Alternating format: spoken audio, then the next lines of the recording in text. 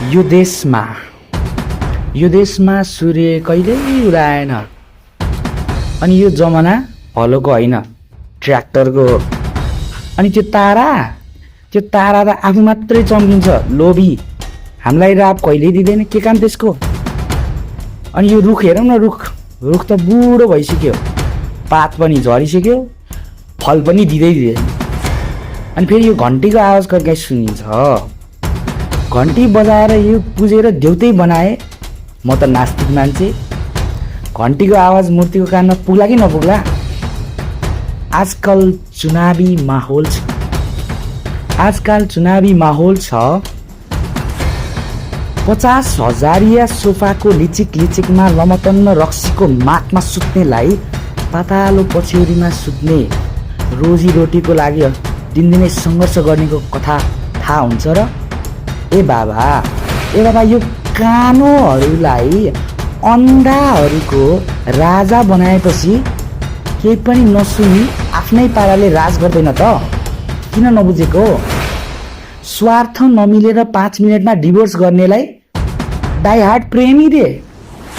सुकुम्बासीलाई उठाएर सुकुम्बासीकै बस्तीमा भाषण गर्नेलाई, कालो चस्मा लाउने अन्धालाई होइन, अनि घमण्डीको हरकत देखाउनेलाई ए बाबा यस्तालाई विश्वास गरेर हुन्छ? ए बाबा, अरूले आएर आफ्नो काम गरिदिन्छ र?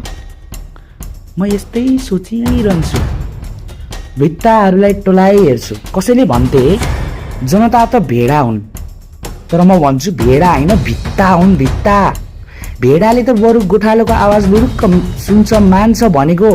यिनीहरू त निर्जीव, सोच्न नसक्ने भित्ता हुन्, जसले उक्साउँछ, जसले सस्तो रङ लाएर मक्ख पार्छ, एक दिन मताएर मिटेरी लाउँछ, उसकै गुणगान गराए गरे बिहा गर्ने भेडो भित्ता। सुन्नुहोस्, अब सिद्धान्तको राजनीति अब सक्यो भने हुन्छ। अब त जनताको वास्तविक मर्म बुझेर साँचो कर्म गर्ने, कैँची रोज्ने हो। आफ्नै भूमिमा आँप फलाउने, परिश्रम गर्ने, पसिना निकाल्ने खेतालाहरूलाई रोज्ने हो। सबैलाई पालो दिएर बुढो बनाएर टुरो बनाएको हाम्रो यो नेपाल देशलाई एउटा लट्ठीको सहारा चाहिएको छ। त्यही भएर लट्ठीलाई रोज न हे भित्ता हो। तर रोजेपछि फेरि यिनीहरूलाई देउता नबनाऊ। यिनीहरूलाई म फेरि भन्छु, देवता नबनाऊ।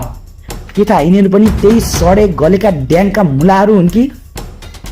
त्यसैले बुद्धि पुरा भए भित्ता नबन।